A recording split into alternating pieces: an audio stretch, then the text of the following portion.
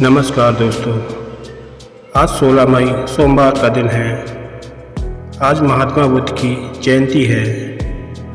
गौतम बुद्ध के जीवन के कई ऐसे प्रसंग हैं जिनमें सुखी और सफल जीवन के सूत्र बताए गए हैं। यहाँ जानिए बुद्ध से जुड़े कुछ खास प्रेरक प्रसंग। परेशानियों से डरे नहीं, उनका सामना करें। गौतम बुद्ध कौसंबी नगर में रह रहे थे। वहाँ की रानी गौतम बुद्ध का अलग अलग तरीक़ों से अपमान करती थी। रानी ने अपने कुछ लोग बुद्ध को अपमानित करने के लिए और परेशान करने के लिए उनके पीछे लगा दिए थे। रानी के आदेश पर वह सभी लोग बुद्ध का विरोध कर रहे थे, लेकिन बुद्ध ने किसी से कुछ नहीं कहा। उस समय बुद्ध के साथ उनका एक शिष्य भी था।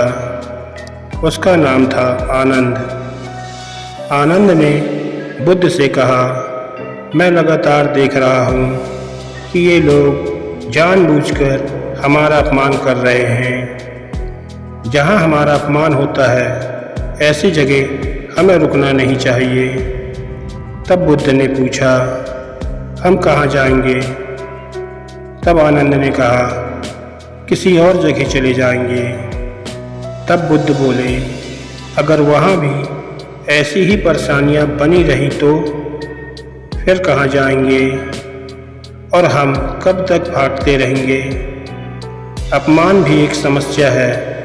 हम अहिंसा, धैर्य के साथ अपनी विनम्रता और शालीनता से ऐसे लोगों का सामना करेंगे। सीख, परेशानियाँ हर जगह है। हम परेशानियों से बच नहीं सकते, इसीलिए समस्या चाहे कैसी भी हो, हमें उसका सामना करना चाहिए। किसी व्यक्ति के लिए पहले से ही कोई राय ना बनाएं।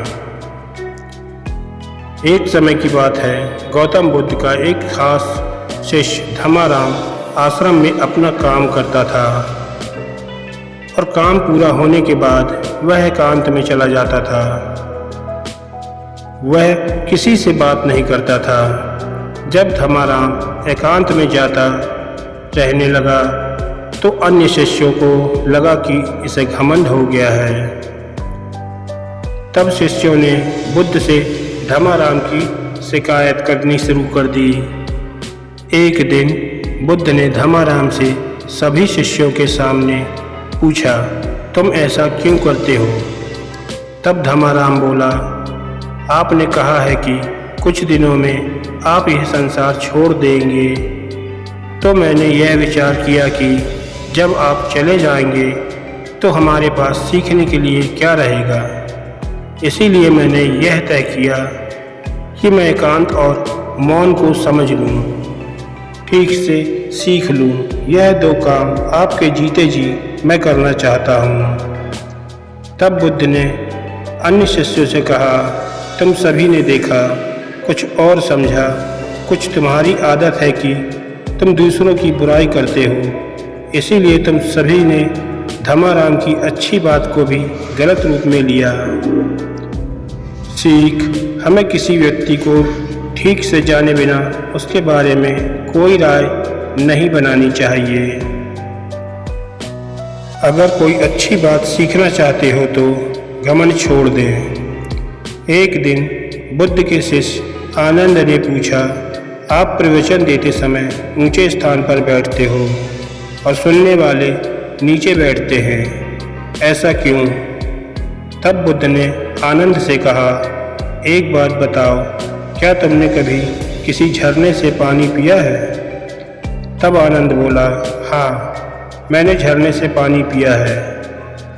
तब बुद्ध ने पूछा, तुमने पानी कैसे पिया?